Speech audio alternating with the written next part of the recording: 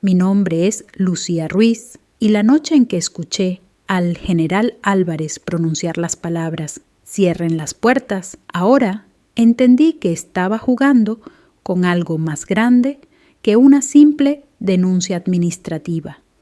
Había puesto el pie en el corazón mismo del Ministerio de Defensa, en el punto exacto donde poder, lealtad y dinero se mezclan con la solemnidad de los himnos y el brillo dorado de las medallas. Y sin embargo, allí estaba yo disfrazada de camarera, con una bandeja en la mano y el pulso traicionándome.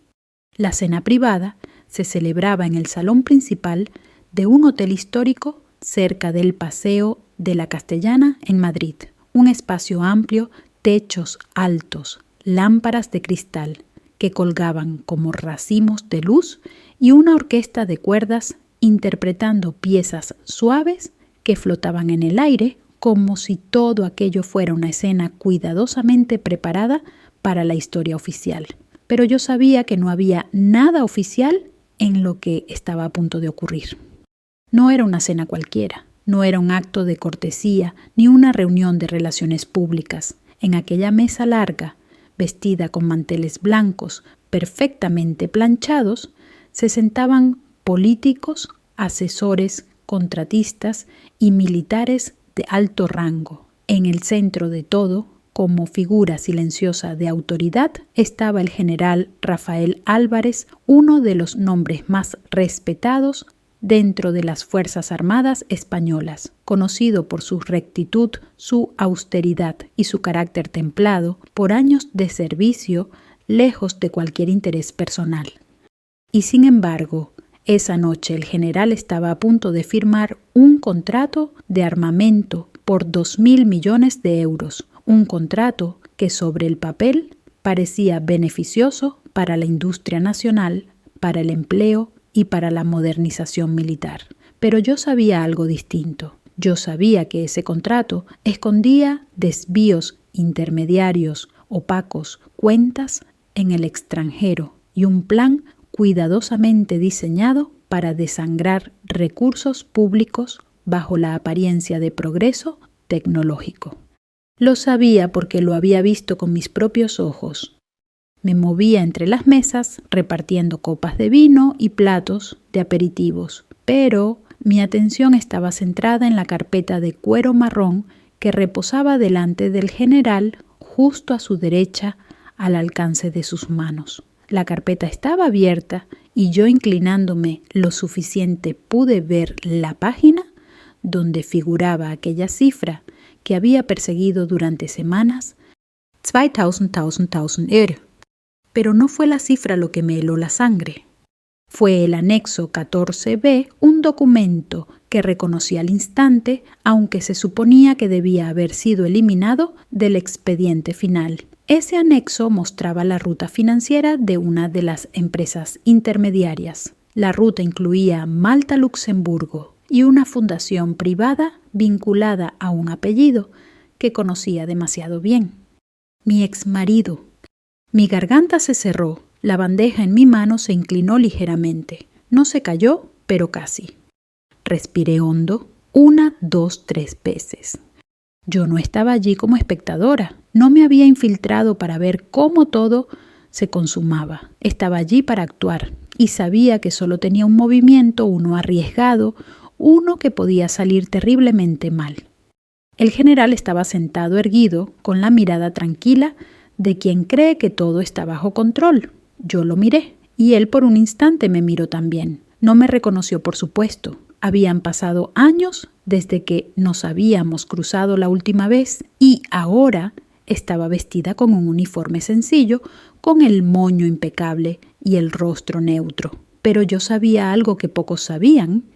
En mis años en la Armada había servido bajo su mando indirecto, no como soldado, sino como oficial de logística. Compartíamos el mismo código gestual de emergencia que se enseña en los cursos de crisis, una señal pequeña con los dedos, casi invisible, pero inequívoca para quien la conoce. Lo dudé un segundo, solo uno. Luego lo hice. Moví los dedos 2 veces y luego los coloqué sobre el pulgar, formando una media luna invertida, casi oculta, junto al borde de la bandeja. El general parpadeó.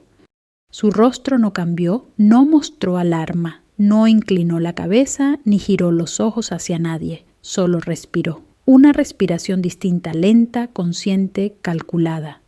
Entonces dijo con una voz profunda, firme, inconfundible: «Cierren las puertas, ahora». El salón se detuvo, la música se calló, los cuchillos y tenedores quedaron suspendidos en el aire.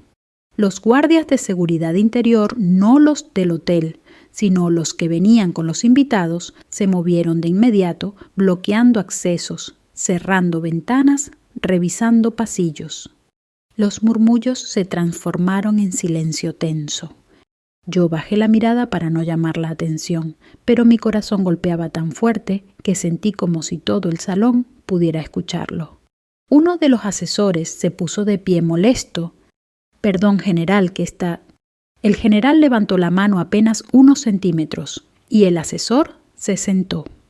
No sabía si lo que había hecho acabaría conmigo, detenida, expulsada, ridiculizada o algo peor, pero sabía una cosa: la verdad había empezado a salir y ya no había marcha atrás. Si quieren entender por qué estaba allí infiltrada en una cena donde no tenía derecho a estar arriesgando mucho más que mi reputación, tienen que saber qué ocurrió antes. Porque nadie se juega la vida por capricho. Nadie desafía a un ministerio, a un entramado de intereses millonarios y a personas con poder real si no hay una herida previa que no cicatriza.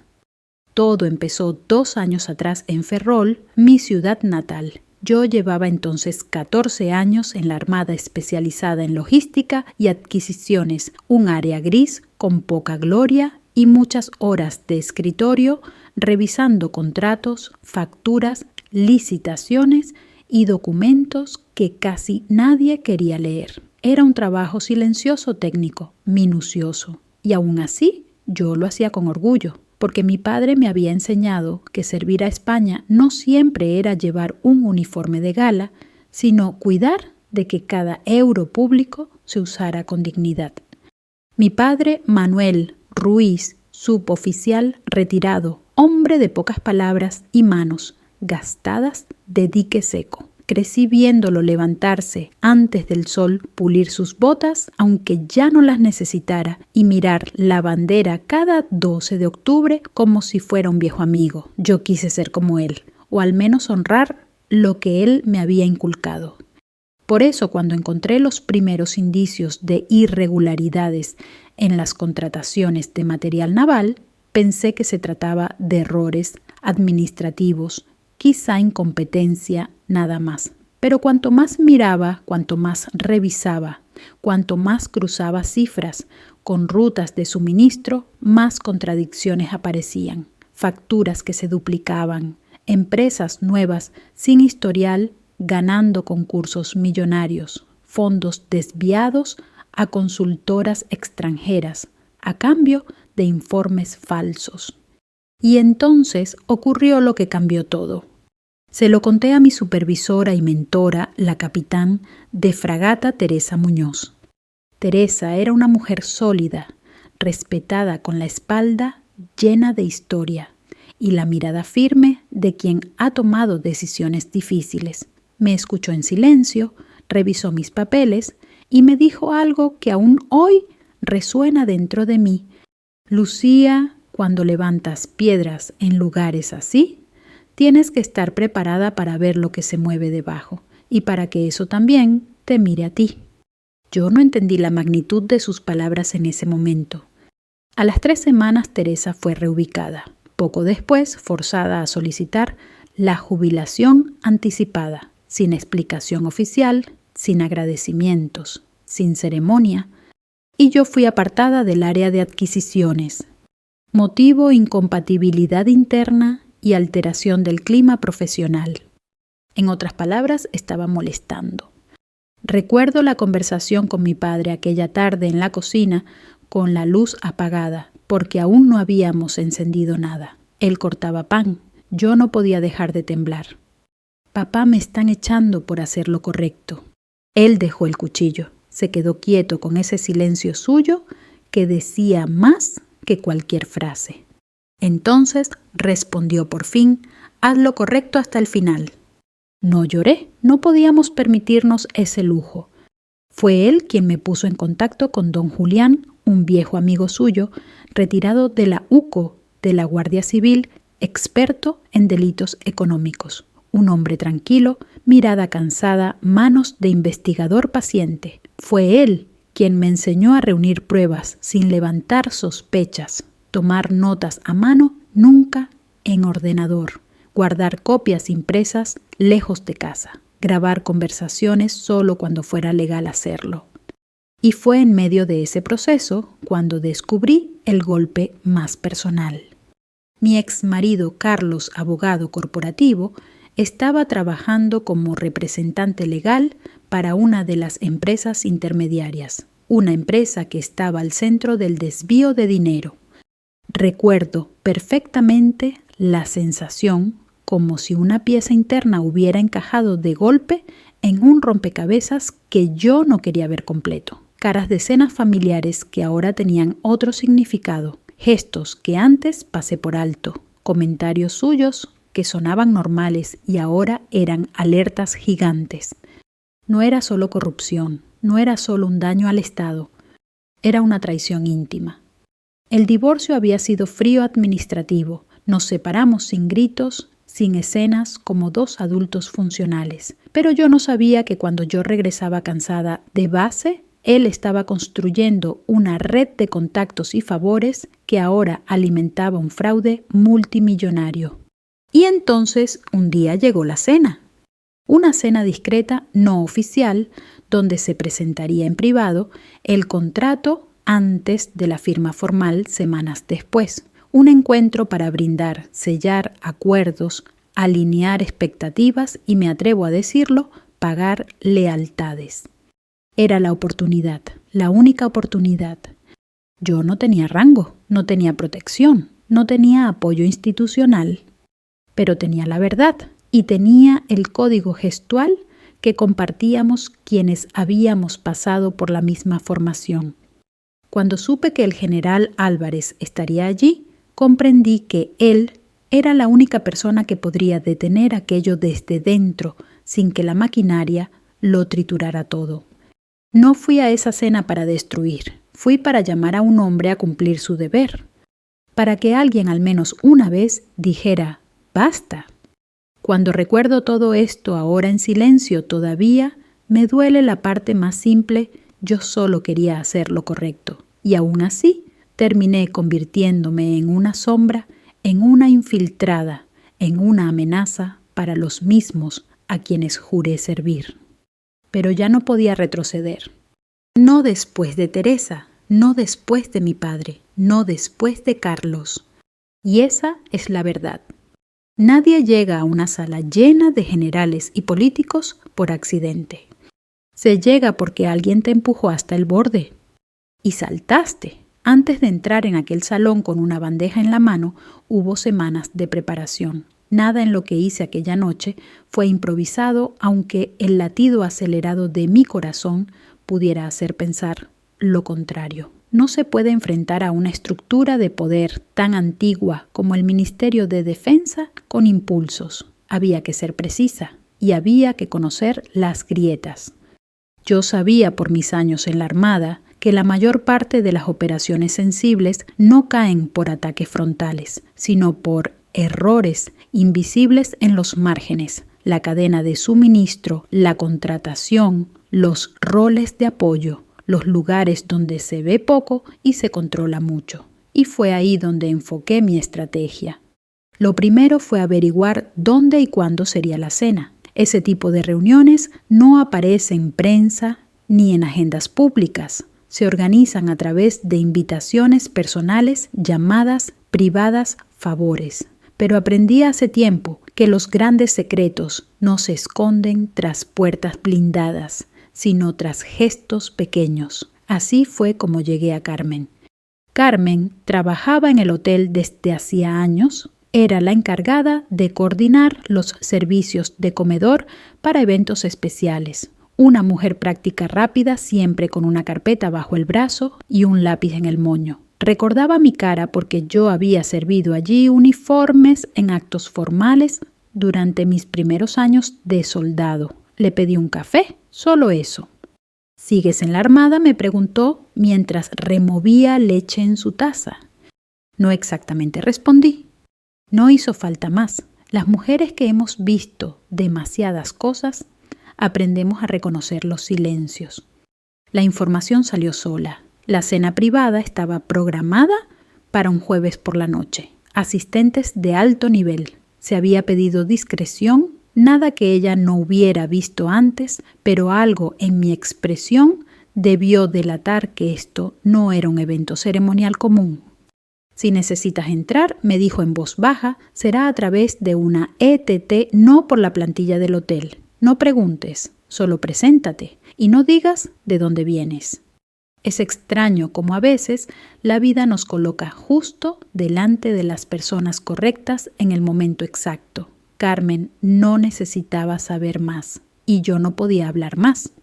Lo siguiente fue conseguir una identidad laboral temporal. Para eso usé algo que aprendí de don Julián: no luches contra un sistema complejo. Únete a la parte que no está mirando. Las empresas de trabajo temporal que abastecen personal de hostelería en eventos masivos son tan rápidas y eficientes que rara vez verifican antecedentes más allá de lo básico. Presenté documentación limpia, un currículum modesto, sonrisa neutra. Nadie pensaría que una camarera con sueldo por horas podría estar allí por otra razón que no fuera sobrevivir el mes. Una semana antes del evento recibí la confirmación. Estaba dentro. Lo siguiente fue decidir qué pruebas llevar conmigo. No podía entrar con carpetas, pendrives o grabadoras visibles. Cualquier dispositivo electrónico hubiera levantado sospechas. Lo que hice fue copiar a mano en un pequeño cuaderno azul los datos, clave, fechas, montos, cuentas, nombres de responsables. Lo llevaba dentro del uniforme cosido entre el forro y la tela. Una aguja y paciencia, algo que aprendí de mi madre, que cosía chaquetas para resistir inviernos duros. El día de la cena me miré al espejo antes de salir. Llevaba el pelo recogido con firmeza, maquillaje mínimo, postura humilde. No podía parecer militar, no podía parecer segura, tenía que ser invisible. Al llegar al hotel, el ambiente ya estaba cargado. Mesas impecables, copas alineadas como soldados en formación, olor a madera encerada y perfume caro. Los camareros nos alineamos en una sala lateral para recibir instrucciones. Yo escuchaba, pero mi mirada estaba en el interior del salón. Reconocí rostros, altos cargos del ministerio, directivos de Iber Aerosystems, la empresa contratista, asesores que hablaban varios idiomas, y ahí entre todos lo vi. Carlos. Mi exmarido llevaba un traje oscuro perfectamente cortado, corbata azul marino, sonrisa medida. No parecía diferente, pero lo era. O tal vez había sido así siempre y yo nunca quise verlo. Estaba hablando con dos hombres a su lado, uno de ellos extranjero, cabello canoso y traje claro. Supe sin necesidad de palabras que era uno de los intermediarios.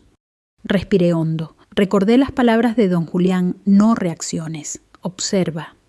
Mientras servíamos los primeros platos, escuché fragmentos de conversación que confirmaban lo que llevaba meses sospechando. El contrato iba acompañado de cláusulas paralelas, favores, cruzados, compromisos no escritos. Un sistema perfectamente diseñado para que todo pareciera legal sin serlo. La corrupción moderna no grita, susurra.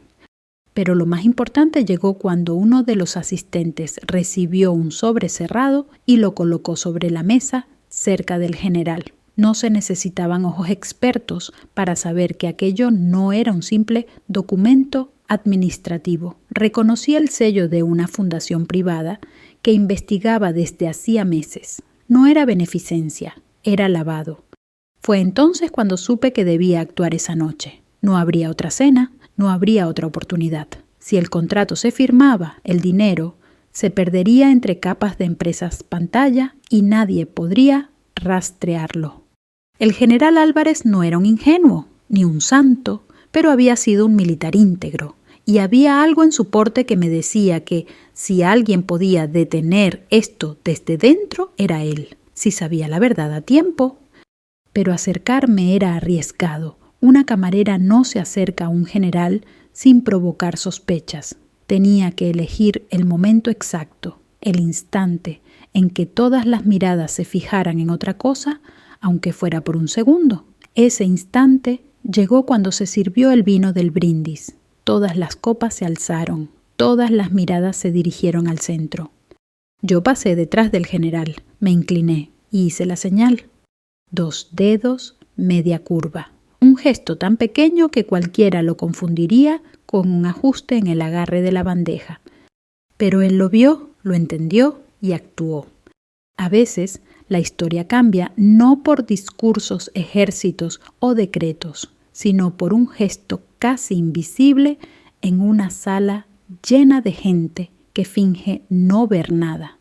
Y yo ya había cruzado el punto sin retorno. Cuando el general Álvarez pronunció aquella orden, la atmósfera del salón cambió de densidad como si el aire se hubiera espesado. El sonido de los cerrojos deslizándose por las puertas resonó más fuerte que la orquesta que segundos antes llenaba la sala. Nadie sabía lo que estaba pasando, pero todos lo sentían. Algo importante, algo que no debía ser presenciado por cualquiera acababa de comenzar.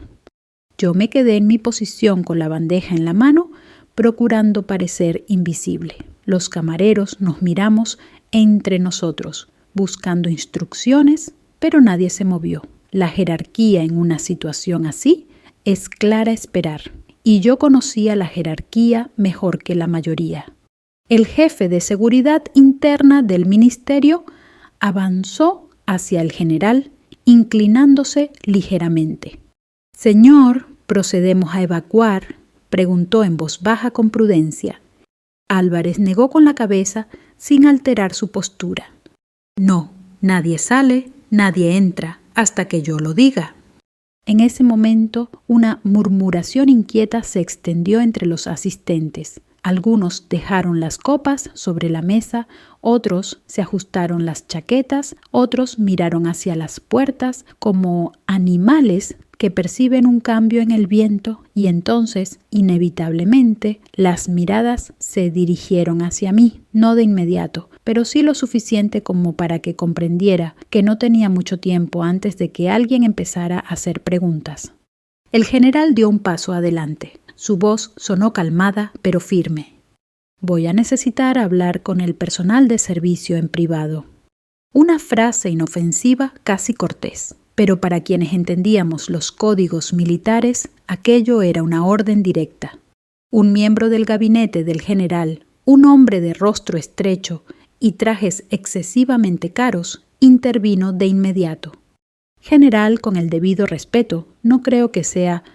«No está pidiendo su opinión», interrumpió el jefe de seguridad, un hombre corpulento, curtido, acostumbrado a situaciones tensas. La tensión era ya palpable como una cuerda tensada al límite. El general me señaló sin dramatismos. «Usted, acompáñeme». Yo asentí manteniendo el rostro neutral y seguí sus pasos hacia un cuarto de servicio, una pequeña estancia con paredes blancas, un fregadero industrial, cubos de limpieza y olor a detergente. La puerta se cerró detrás de nosotros. El silencio era casi físico. No me miró de inmediato. Cerró la llave de paso del grifo como si necesitara un gesto mecánico para ajustar su respiración. Luego giró hacia mí. «¿Quién es usted?», preguntó sin agresividad, pero con el peso de quien debe decidir algo que puede cambiar carreras, reputaciones y vidas enteras. Y fue entonces cuando dejé de ser invisible. «Soy la teniente», o lo era, corregí, Lucía Ruiz, logística naval, destinada antes en Ferrol. No hubo sorpresa en sus ojos. Hubo memoria. «Recuerdo ese apellido», murmuró. «Su padre». Asentí. «Sí, mi padre. En la Armada los apellidos pesan más que los expedientes». Saqué con calma el cuaderno azul que llevaba cosido bajo el uniforme. Lo extraje con cuidado para no romper la tela. Lo sostuve en la mano y lo coloqué sobre una mesa metálica. Aquí, dije, está la ruta del dinero, empresas pantalla, la fundación, las cuentas en Malta, fechas, nombres y el rol de los intermediarios. El general no lo abrió aún. Primero me miró a mí. ¿Sabe lo que está en juego? Sí. ¿Sabe contra quién se está colocando? También. ¿Y por qué lo hace? No necesitaba pensar la respuesta. Porque si no lo hago, yo nadie lo hará. Sus ojos cansados pero todavía firmes me observaron un largo instante. Fue entonces cuando la puerta se abrió de golpe. El mismo asesor que había intentado intervenir antes entró sin llamar. Venía con paso rápido, con el ceño fruncido y la mirada llena de sospecha. «General, esto es irregular. No puede quedarse solo con el personal de servicio. Este asunto es delicado». Y además, se detuvo al verme, no por reconocerme, sino porque entendió que yo no era camarera. ¿Quién demonios es ella? El general habló antes de que pudiera responder. «Es una oficial y está aquí bajo mi responsabilidad». La expresión del asesor se endureció.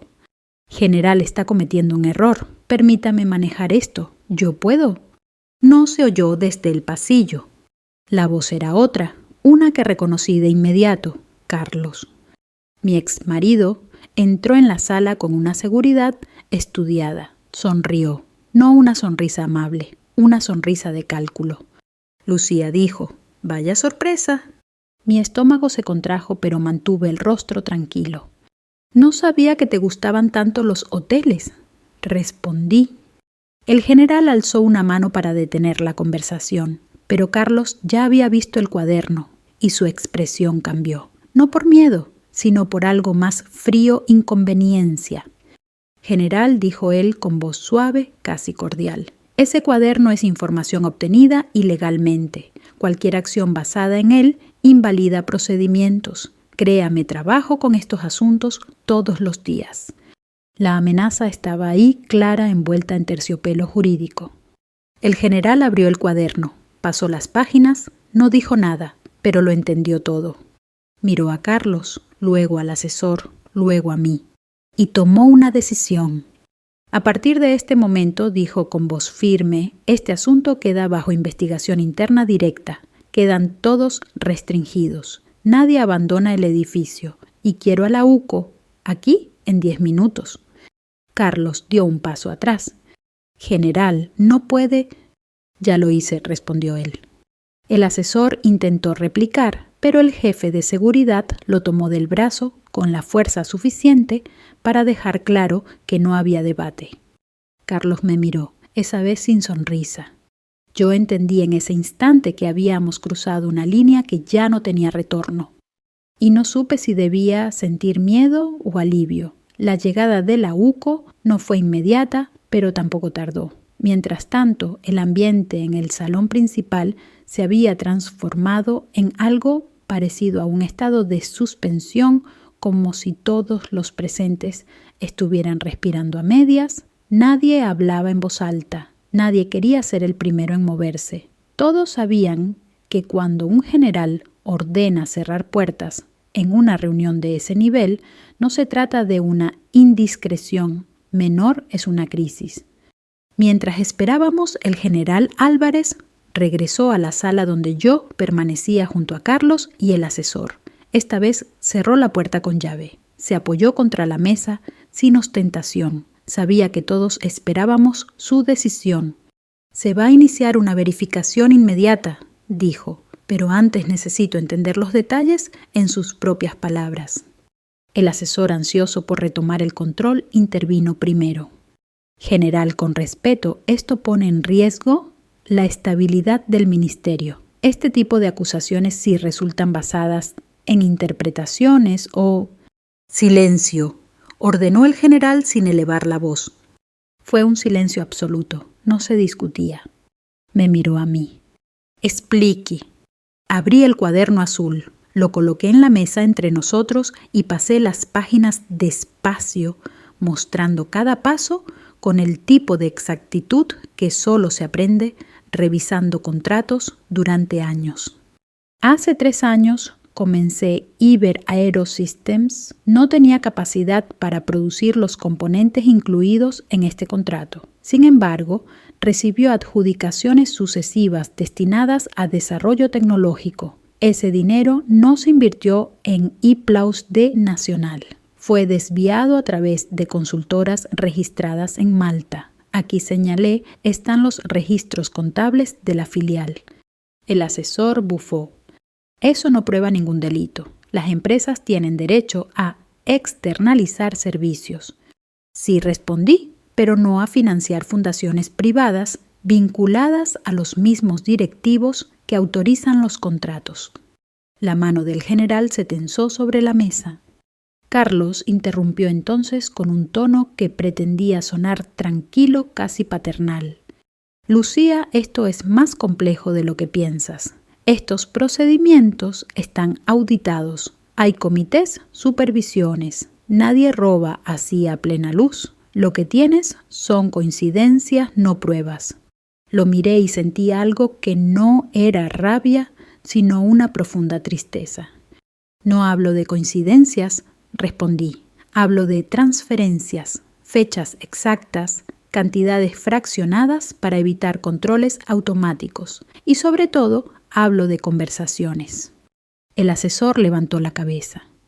Conversaciones. Saqué del bolsillo un pequeño reproductor. No era un dispositivo sofisticado, era un grabador antiguo de esos que parecen irrelevantes que nadie busca. Lo dejé sobre la mesa sin presionar aún el botón. Antes de jubilarse, continué, la Capitán Muñoz recibió una visita de un representante de Iber Aero. Le ofrecieron una salida cómoda si dejaba de hacer preguntas. Ella la rechazó, pero grabó la conversación. Carlos ya no sonreía. El general hizo un gesto. Presioné play. La voz que sonó era tranquila, masculina, culta. Una voz acostumbrada a negociar. Y no estamos hablando de algo ilegal. Estamos hablando de facilitar procesos. Los astilleros seguirán trabajando. La Marina seguirá recibiendo todo lo que necesita. Y usted podrá retirarse con tranquilidad. Nadie pierde.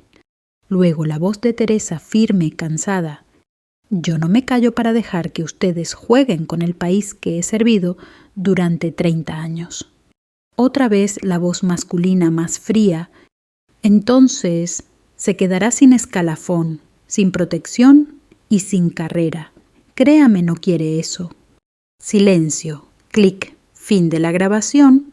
Cuando terminó, nadie dijo nada durante varios segundos. Fue el general quien habló primero.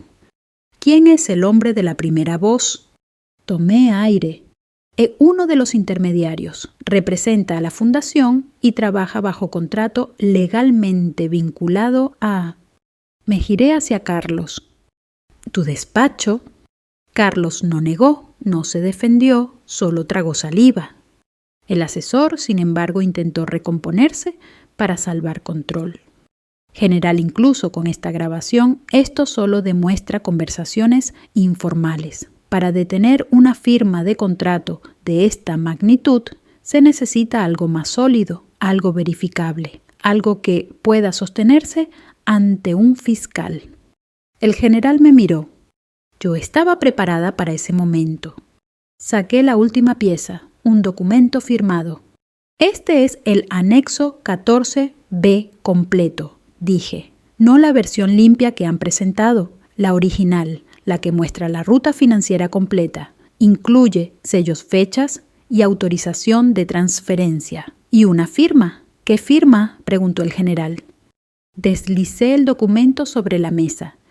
Carlos lo vio antes que nadie y cuando lo vio palideció. La firma era la suya. No hubo gritos, no hubo golpes, no hubo dramatismo. Solo silencio, pesado, irreversible. La puerta se abrió entonces con brusquedad. 3 agentes de la UCO entraron con los chalecos visibles bajo trajes lisos. El jefe de seguridad les cedió el paso. «General», dijo uno de ellos, «hemos recibido la orden». El general asintió. «Se inicia investigación interna inmediata. Nadie abandona este edificio. Nadie habla con prensa. Nadie realiza llamadas. Todo queda bajo secreto». Carlos dio un paso adelante intentando mantener la compostura. «Solicito notificar a mi despacho». El jefe de UCO negó suavemente. «No hasta que se formalicen las diligencias». Las manos de Carlos temblaron. Intentó disimularlo ajustándose la manga, pero yo lo vi. Por primera vez, él era el que no tenía control. Y yo no sentí victoria, solo un cansancio inmenso. El general se acercó a mí. Su voz se suavizó apenas perceptible. «Gracias por avisarme», dijo. Asentí. No era gratitud lo que buscaba, era verdad. Y esa noche al menos, la verdad había encontrado una grieta por donde entrar. La investigación no tardó en volverse visible. En cuestión de días, el rumor se extendió desde los despachos discretos del ministerio hasta los pasillos alfombrados del Congreso. Lo que había comenzado como una cena silenciosa se había transformado en un terremoto institucional. Y como ocurre siempre con los terremotos, no todos estaban preparados para sostenerse en pie.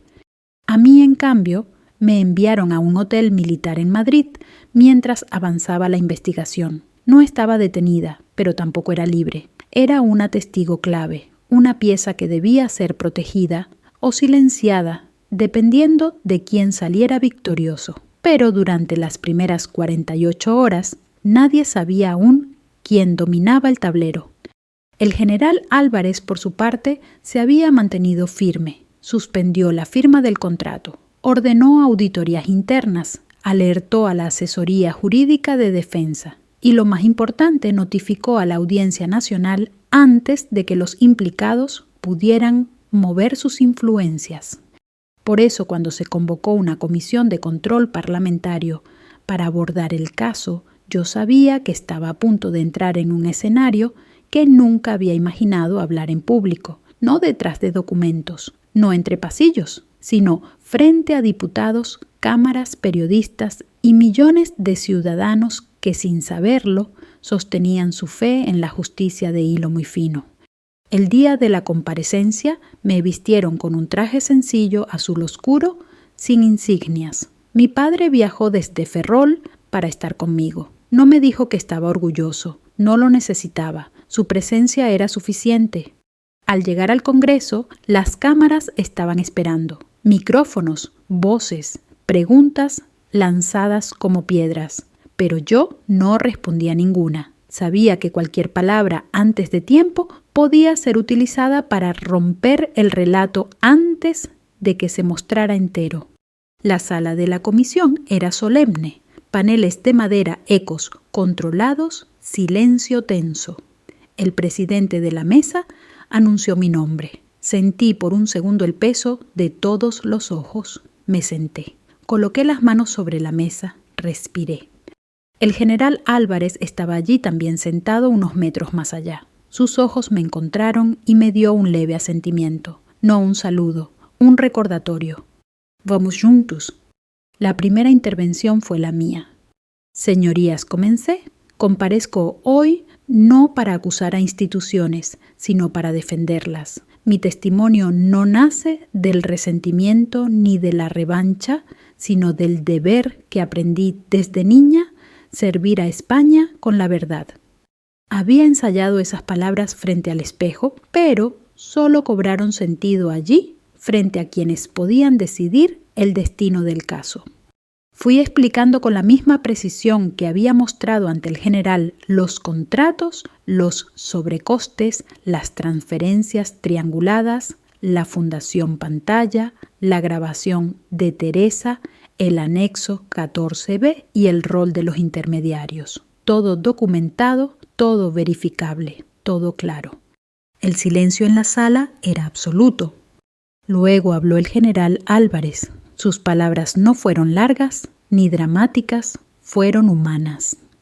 Mi responsabilidad es proteger a las Fuerzas Armadas y a los recursos públicos. La corrupción no es solo un delito económico, es un ataque a la confianza, y sin confianza no existe lealtad, ni honor, ni servicio. Su voz era grave, serena, no buscaba aplausos, buscaba verdad.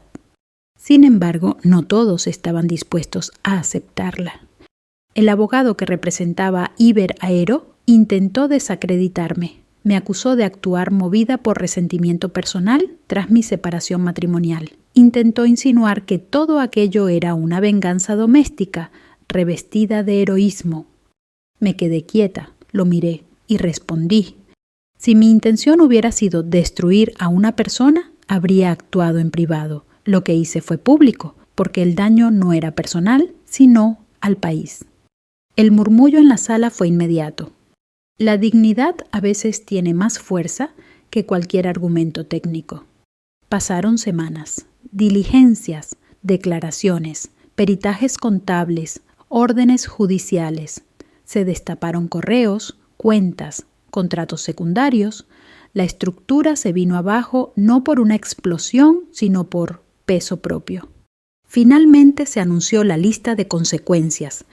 Dimisión del secretario de Estado de Defensa, suspensión de directivos de Iberaero y apertura de procedimientos penales, inhabilitación temporal de asesores implicados, reforma interna de los protocolos de contratación militar, auditoría integral de fundaciones vinculadas.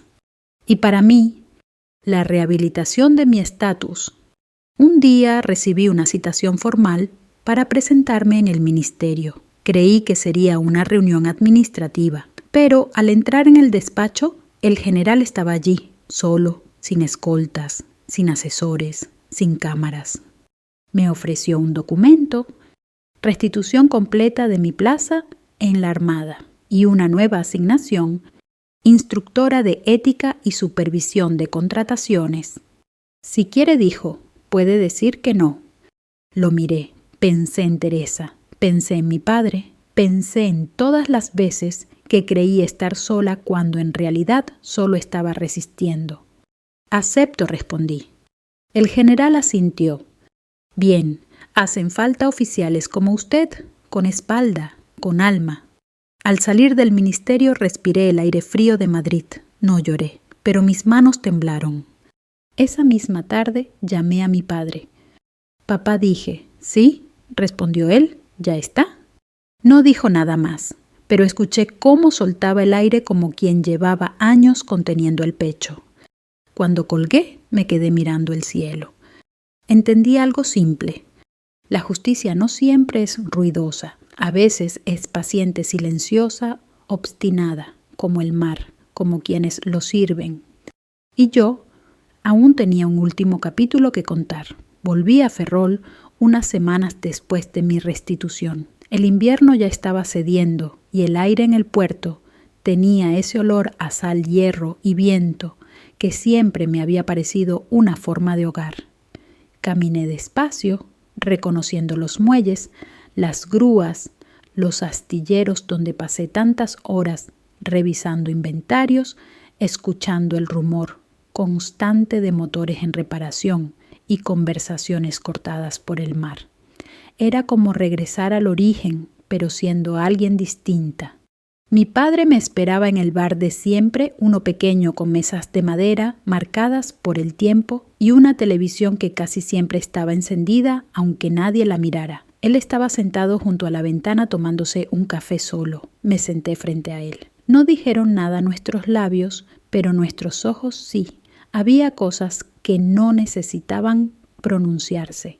«¿Estás más tranquila?», dijo él al fin. «Creo que sí», asintió una sola vez, lento. Era su manera de abrazarme sin moverse.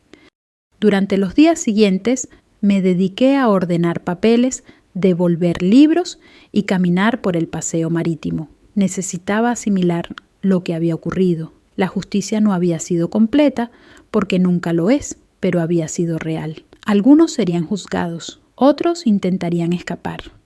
Algunos tratarían de reconstruir su poder desde las sombras, pero se había abierto una puerta, aunque fuera pequeña, para que otros tuvieran el valor de hablar. Una tarde recibí una llamada inesperada. Era Carlos. Su voz no era la misma, no había arrogancia, no había seguridad, había cansancio y quizá algo parecido a arrepentimiento. Lucía dijo con un hilo de voz: «¿Necesitaba decirte algo?» No lo interrumpí. «Sé que no esperas una disculpa y no sé si la mereces, pero quiero que sepas que no empecé esto para hacer daño, solo seguí a la gente adecuada. No pensé, no quise verlo, no me di cuenta de cuándo crucé la línea y cuando lo hice ya no sabía cómo volver.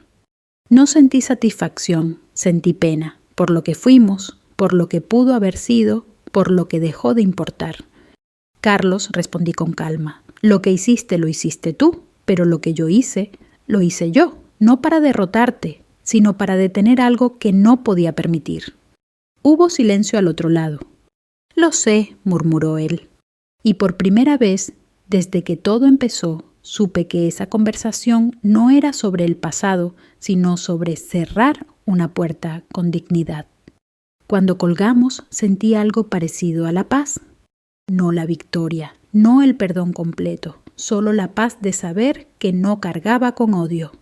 Volví a Madrid al terminar la semana. Mi nueva asignación comenzaba en la escuela de suboficiales, donde formaría a jóvenes responsables de supervisar contrataciones, presupuestos y cadena logística. No era glamuroso, no era heroico, pero era importante, porque la verdadera lucha contra la corrupción no se gana con discursos ni con titulares. Se gana formando a quienes manejarán los documentos, los sellos, las firmas invisibles que mantienen un país funcionando.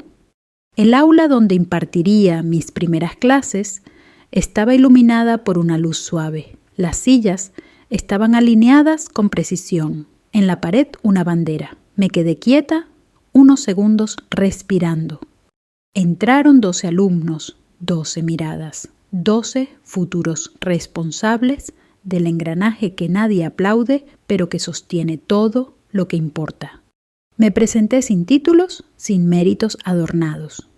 Soy la teniente Lucía Ruiz. Hoy vamos a hablar de integridad. No hablé de traiciones, ni de escándalos, ni de nombres.